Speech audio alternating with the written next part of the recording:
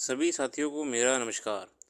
स्वागत है आप सभी का आज 30 जुलाई के जनसत्ता विश्लेषण में।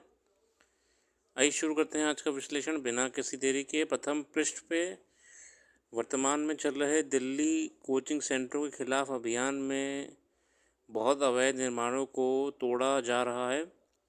जो अवैध निर्माण ओल्ड राजेंद्र नगर में दिल्ली में बने हुए थे उन पर कार्रवाई करी जा रही है। साथ ही साथ सख्ती से लाइब्रेरीज़ को भी बंद करा जा रहा है। हालांकि हमें इस फ़ोटो अपॉर्चुनिटी से ज़्यादा ज़रूरत है कि उन अधिकारियों को सज़ा दी जाए जिन्होंने ग्रॉस नेग्लिजेंस करा है, क्योंकि ये तोड़ना निर्माण वगैरह ये सब एक फ़ोटो अपॉर्चुनिटी है बस। ठीक है, अभी भी जो कल्प्रिट्स हैं पीडब्ल्यूडी, एमसीडी और तमाम अधिकारी, उनको क्वेश्चन करना ज़रूरी है। और क्वेश्चन ही नहीं, उनको पनिश करना ज़रूरी है। क्योंकि अगर कोई यहाँ पे प्राइवेट पर्सन होता, अगर मान लीजिए कोई यहाँ पे प्राइवेट पर्सन होता, एक मान लीजिए एक प्राइवेट पर्सन होता है, उसका मान लीजिए कोई कारोबार है। अगर सरकार, गवर्नमेंट जो होती है, अगर वो इसको नोटिस भेजती है किसी भी काम को लेकर, एक भेजा, दो भेजा, तीसरा भेजा, और ये उस पर जवाब नहीं देता या फिर एक्शन नहीं लेता है, तो तुरंत सरकारें इसके पीछे पड़ जाती हैं, इसको एक्शन ले लेती हैं, जेल भेज देती हैं, अरेस्ट कर लेती हैं, जो भी काम कर रहा होता है सील कर देती हैं उसे। मगर जब ये प्राइवेट पर्सन सरकार को कोई लेटर भेजता है, एक भेजता है, दो भेजता है, तीन भेजता है, ऐसे प्रक्रिया कर करके, और जब ये सरकार कोई एक्शन नहीं लेती है, दुर्भाग्य ये है कि ये सरकार मस्त घूम रही होती है और फोटो अपॉर्चुनिटी के नाम पे ये सारे काम कर रही होती है। दुर्भाग्य है।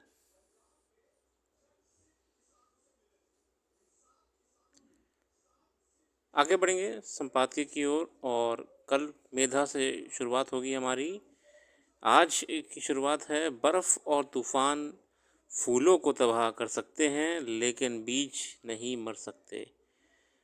खलील जिब्रान साहब ने ये शब्द कहे, बहुत बढ़िया शब्द हैं। और आज का लेख है, आर्थिक सुधारों के बरकस बेरोज़गारी। आर्थिक सुधारों के बरकस बेरोज़गारी। देखते हैं क्या लिखा है इस लेख में।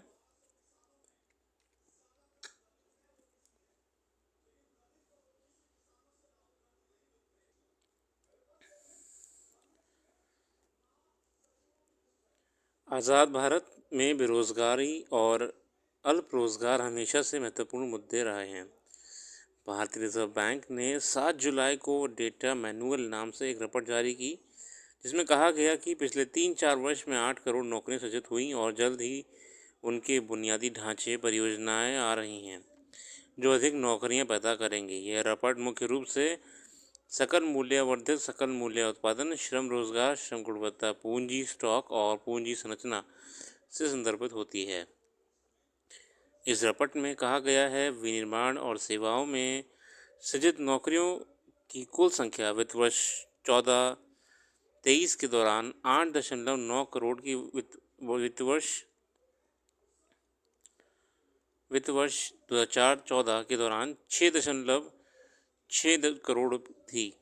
मतलब ये बताने का प्रयास कर रहे हैं कि पुराने यहाँ पे जो इन्होंने कोट करा है कि 2004 से अगर आप 2014 की बात करें तो 6.6 करोड़ थी, और आप 2014 से के बाद की बात करें, 23 तक की बात करें, तो 8.9 करोड़ है। हालांकि ये आंकड़े मुझे कागजी ही लग रहे हैं।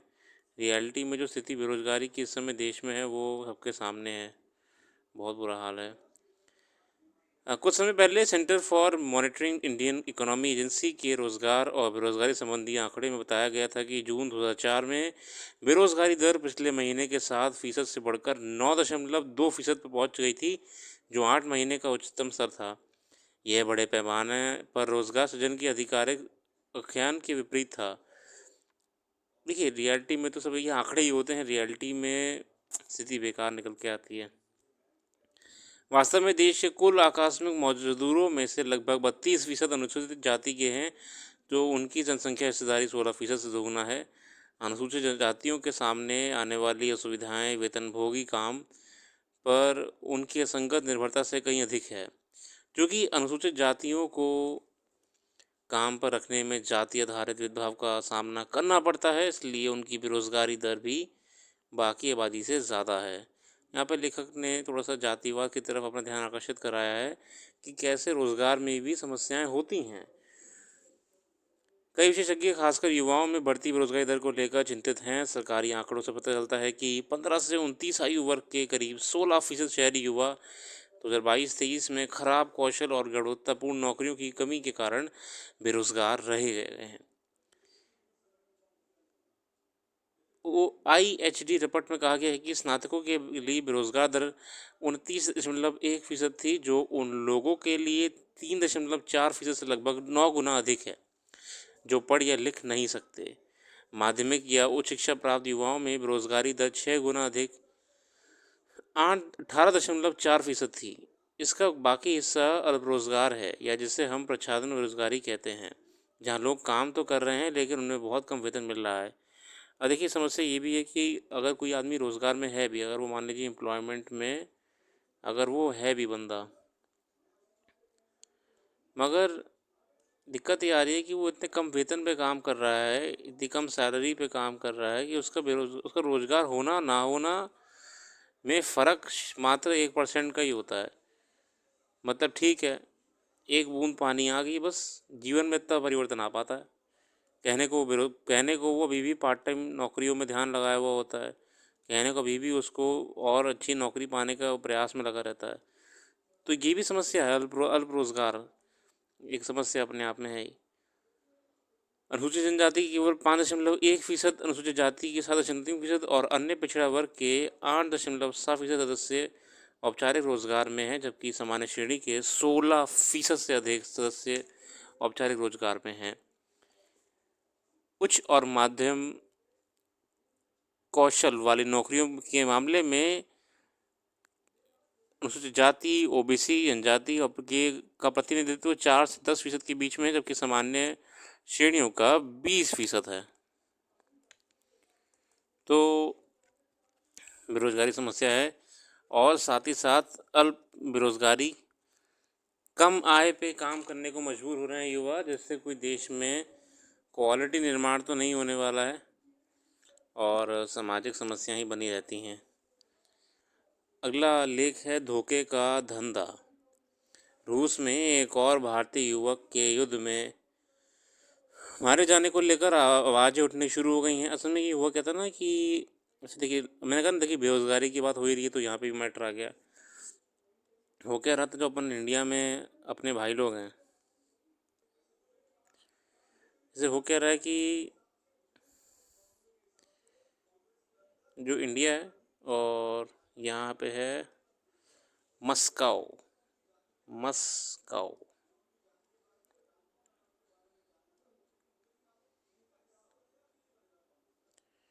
तो हो क्या रहा है कि इंडिया में जो अपने युवा हैं,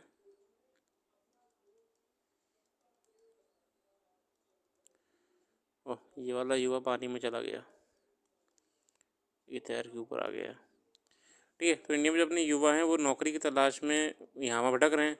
कुछ युवा जिन पर थोड़ी बहुत बैकिंग है फाइनेंशियली, मतलब जिनके पास कोई ज़मीन अमीन है, खेती किसानी का पैसा है, या थोड़ा बहुत ही पैसा है किसी भी व्यापार से, वो लोग प्रयास करते हैं कि वो फॉरेन कंट्री चले जाएं, डॉलरों में कमाएं, येन में कमाएं। तो ऐसे युवा फंस रहे हैं ब्रोकर लोगों के हाथों। तो जो हमारे ब्रोकर वाले भाई लोग हैं, जो कि शैतान हैं, ये लोग क्या कर रहे हैं, ये इन लोग को बता रहे हैं कि देखो, तुम लोग को कमाने हैं क्या, डॉलर कमाने हैं और विदेशी करेंसी में कमाने, रूबल कमाने, रियाल कमाने, बाहर जाना है, काम करना है। तो ये लोग धोखा दे के इनको पहुँचा दे रहे हैं रशिया तक। ठीक है, और रशियन आर्मी जबरन, ये तो खुद ये र्यूटर्स, जो बड़ी बड़ी न्यूज़ एजेंसीज़ हैं, र्यूटर्स है, आपकी अल जज़ीरा है, इन सब ने आर्टिकल में लिख के बताया हुआ है कि रशियन आर्मी जानबूझ के चाह रही है कि ऐसे लोग ऐसे युवा उनकी देश में एंटर करें, वहाँ पे इनको अरेस्ट कर ले रहे हैं कस्टम वगैरह के नाम पे या बॉर्डर कंट्रोल के नाम पे, या फिर वॉर चल रहा है तो आप घुसपैठ कैसे कर लिया आपने इसके नाम पे डरा दे रहे हैं। और डरा तो दे रहे हैं, साथ में ये भी कह रहे हैं कि तुम्हें 10 साल की जेल हो जाएगी। हाँ, एक तरीका है, तुम्हें जेल नहीं होगी, तुम जाके युद्ध लड़ लो, तुम जाके युद्ध लड़ लो। हो क्या रहा है कि हमारे भाइयों के मरने से रशिया को फ़र्क नहीं पड़ रहा है, ठीक है। अगर उनकी सेना कोई मरता है रशियन आर्मी का, तो उनको प्रॉपर वो देना पड़ता है ना, सम्मान सम्मान देना पड़ता है, चीज़ें होती हैं। ये हमारे भाई लोग तो रिकॉर्ड में है ही नहीं ना कोई भी। तो हमारे भाइयों के मरने से फ़र्क कोई नहीं पड़ा, उल्टा गोली खा रहे हैं और रशिया का काम कर रहे हैं। और रशिया कहाँ भेज रहा है इनको? रशिया इनको भेज रहा है ये यूक्रेन वाले वॉर में, ठीक है ना। अब अपने लोग को नहीं फ्रंट पे रख रहे हैं, इन लोग को रख रहा है। ये समस्या आ रही है। अब हमारे एक और भाई जो भारत से गए थे, उनकी मृत्यु हो गई है, तो फिर से मैटर उठ रहा है ये वाला, है ना। देखते हैं क्या है। इसी महीने प्रधानमंत्री ने रूस यात्रा के दौरान वहाँ के राष्ट्रपति व्लादिमीर पुतिन साहब से मुलाकात में ये मुद्दा उठाया था कि और कहा कि रूस ने इस मामले में गंभीरता से लिया है, बाकी युवाओं को भी जल्द वापस लौटने की उम्मीद है। हालांकि अभी तक इस बात पर ठीक जानकारी नहीं है कि कितने भारतीय युवा रूसी सेना में शामिल किए गए और उनमें से कितनों को युद्ध में अगली कतार में तैनात किया गया है। पिछले दिनों जब 2 भारतीय युवाओं के युद्ध में मारे जाने की खबर आई और कुछ युवाओं ने अपनी तस्वीर डालकर रिहाई की गुहार लगाई, तब इस बात को खुलासा हुआ है। दरअसल नौकरी दिलाने के नाम पर कुछ एजेंटों ने युवाओं से भारी रकम लेकर फर्जी कागजात के जरिए गुप्त रास्तों से उन्हें रूस भेजा। मतलब ना, एजेंट लोग काम कर रहे हैं ये। शुरू में नौजवानों को सुरक्षा सहायक के तौर पर भर्ती किया गया और फिर डरा धमका के युद्ध क्षेत्र में धकेल दिया गया। कुछ लोगों को अनुमान कि 100 से ऊपर के युवा रूसी सेना में शामिल कर लिए गए हैं। अब सरकार उन एजेंटों की पहचान कर शुरू कर दी है जो धोखे से नौजवानों को विदेशों में नौकरी के लिए भेजते हैं। ऐसे लोगों पर शिकंजा कसने अनेक प्रयास हो चुके हैं। लोगों से अपील की जाती है कि विदेश मंत्रालय में पंजीकरण कराकर ही दूसरे देश में जाएं। अच्छा, अभी हाल ही में एक और घटना आई थी, वो कम्बोडिया की थी कि जिन लोगों को ऐसे ब्रोकर के हाथों लग जा रहे हैं, ब्रोकर क्या कर रहे हैं, इन्हें कम्बोडिया भेज दे रहे हैं युवाओं को। कम्बोडिया में प्रॉपर एक रैकेट है जिसका काम होता है ऑनलाइन स्कैम करना। वो हमारे भाई लोग को पकड़ के वहीं बिठा दे रहे हैं, उनसे कह रहे हैं भैया पैसे कमा के दो। इसमें दुखद बात एक और निकल के आई है, मेरे ख्याल से म्यांमार की बात है। कुछ लोग म्यांमार में फंसे हुए थे, अब मैं कंफर्म तो नहीं हूँ, मैं तो म्यांमार में थे, कंबोडिया में थे, ऐसी इमिग्रेशन वाले ट्रैप में। तो उन लोग का ये कहना है कि सरकार ने कोई मदद नहीं करी है और हम लोग को 3.5 लाख रुपए फिरौती दे के ही छोड़ पाए लोग, हम लोग छुड़ा पाए अपने भाई लोगों को। अब गूगल कर लीजिएगा एक बार, 3.5 lakh paid as ransom to free Indian people. MEA ने कोई मदद नहीं करी है, मिनिस्ट्री ऑफ जनरल अफेयर ने, तो ये भी दुखद खबर है। यहाँ पे मतलब हम कहना क्या चाह रहे हैं आप लोग को, मतलब बताना चाह कह रहे हैं। देखिए, गवर्नमेंट का ये मानना होता है कि हम गवर्नमेंट के पास है इमिग्रेंट पोर्टल, ठीक है ना। आपको विदेश कहीं जाना है काम करने, रहने, घूमने, खाने पीने, तो आप सरकार के इस प्रॉपर चैनल से होके जाइए, तो सरकार आप पे निगाह रख पाएगी आप क्या कर रहे हैं, कहाँ जा रहे हैं, और आपकी हेल्प भी कर पाएगी।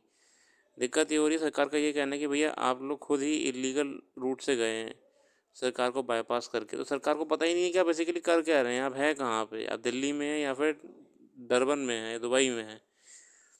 सरकार मदद नहीं कर पाएगी आपकी, तो ये गवर्नमेंट का मानना है। इसको बेसिकली आसान भाषा में डंकी रूट भी कहते हैं, डोंकी रूट कहते हैं। जैसे खच्चर होता है डोंकी, चलता रहता जंगलों में, चलता रहेगा, कुछ काम नहीं, चले जा रहा है, चले जा रहा है, कहीं भी चलेगा, पहाड़ पत्थर पठार, डोंकी रूट, ठीक है ना। ऐसे लोग चले जा रहे हैं। बेरोजगारी देखिए कारण है, अगर देश में रोजगार मिल रहा हो तो कोई ऐसा काम करता भी नहीं, तो ये भी समस्या है ही। जैसे कि हमने आपको पुराने आर्टिकल में बताया है कि बेरोजगारी भी समस्या है। अभी ओलंपिक खेलों को लेकर मैं कुछ खास नहीं था, छोड़िए इसका, पढ़ लीजिएगा, मैं जूम कर दे रहा हूँ, आपको पढ़ने का मन करे तो एक बार देख लीजिए। ओके।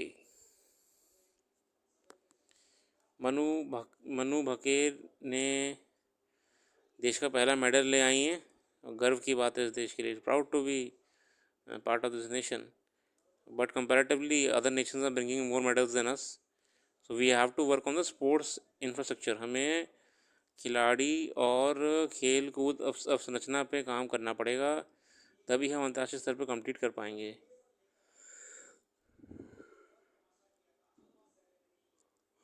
बाकी जो भी करंट अफेयर में डिस्कस नहीं कर पाए हैं वो हमने वेबसाइट पर अपलोड कर दी है। वेबसाइट का लिंक डिस्क्रिप्शन में मौजूद है, आप जाके देख सकते हैं। और कल फिर मिलेंगे नई वीडियो के साथ। अपना कीमती समय देने के लिए बहुत बहुत धन्यवाद। आपका दिन शुभ हो।